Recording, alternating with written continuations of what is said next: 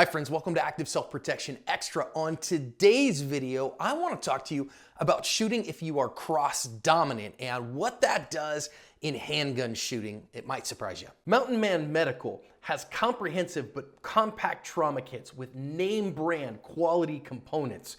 They also have discounts available for firearms instructors, teachers, veterans, and others. Please go check them out at get-asp.com/mountainman and thank them for sponsoring today's video. I've been asked this multiple times about shooting as a cross-dominant shooter. What do we mean by cross-dominant? That we use the hand opposite our eye dominance. Now, this is a huge deal in rifle shooting because you really need to use your dominant eye and have that gun on the side of your dominant eye when you're running a long gun. With the handgun, I actually think this is far less a big deal than most people think it is, and there's a couple of ways that people deal with cross dominance.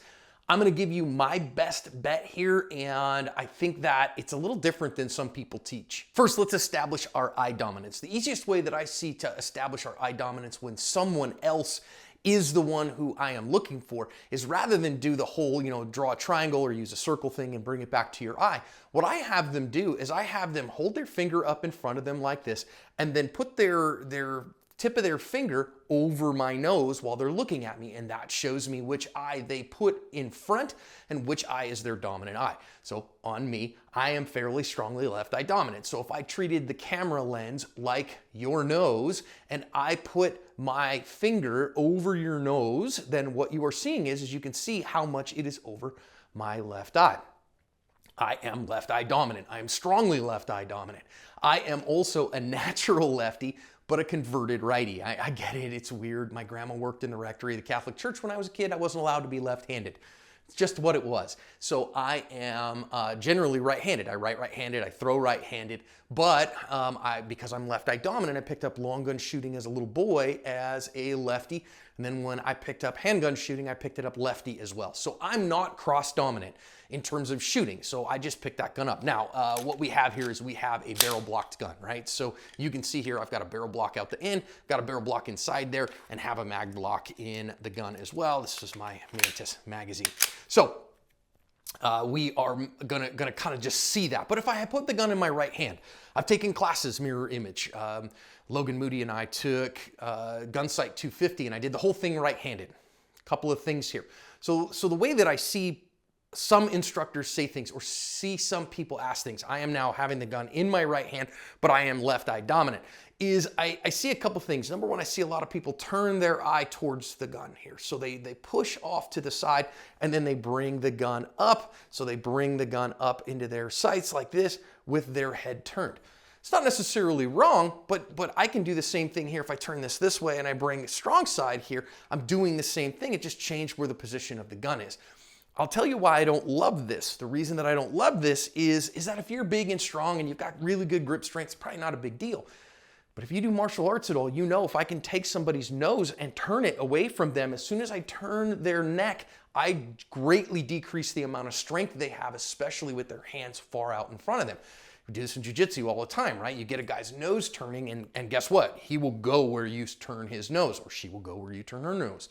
So I don't love turning my nose like this for shooters specifically who don't have a significant well of extra strength from their hands. So if you've got, power lifter hands, you got 140, 160, 180 pounds of grip strength, it's not a problem. You just will use probably a bigger percentage of what's available because this might decrease your hand strength by 15 or 20%, but you've got that 15 or 20%. But if you've only got 75 or 80 pounds of grip strength in each hand, maybe you're small, maybe you're older, maybe you've got arthritis, stuff like that happens, this change will significantly reduce the amount of grip force you're able to give the gun, which might make it harder for you to control the gun. So if you feel like doing this and bringing the gun out like this, okay, fine, but I don't think that's the best choice personally. Second thing that I've seen some people talk about, and I've heard some instructors say, is they tell these shooters to cant the gun over so that the gun comes over to their dominant eye. So instead of over here, they say, well, cant the gun over so that it's in front of your dominant eye. Not necessarily an evil thing either, but now what I'm doing is I'm changing the axis of the recoil of the gun. So now what I'm doing is taking my hands, which kind of naturally come together here, and I'm turning them sideways, which will change how the gun recoils in my hands and changes how my hands grip the gun. It's a possibility, and it puts the gun in front of your dominant eye, but I think it does so in a suboptimal manner. I've seen people have some success with it, but I'm just not a huge fan of it. So what am I a fan of?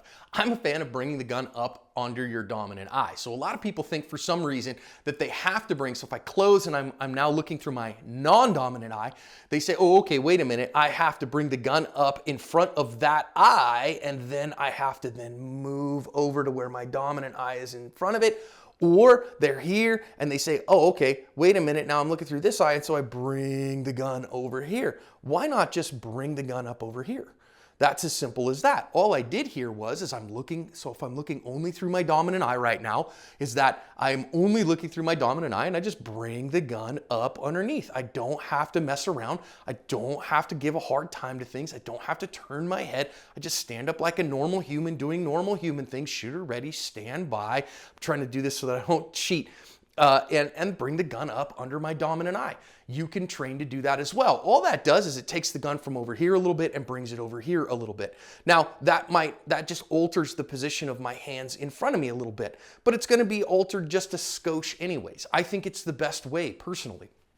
I think that represents the best structural stability that we have and gives us the most maximum backup strength and available strength when we're shooting our handgun. It also is simplest. The gun just simply comes up and comes in front of our dominant eye. And that I don't have to train very much. Just bring the gun up. Now that does mean over here, I can see a little bit more over here on this side because it's under my dominant eye. And so my hand is a little bit over, which means just a skosh more bend on my dominant wrist and a little bit less bend on my support side wrist.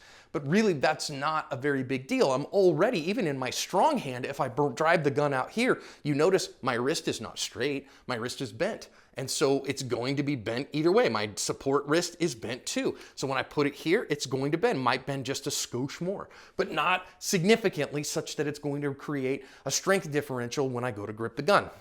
So I just teach folks, hey, guess what? Bring the gun up to your dominant eye and keep pointed at your target and just bring the gun up. One more tip. This is an advantage of the red dot.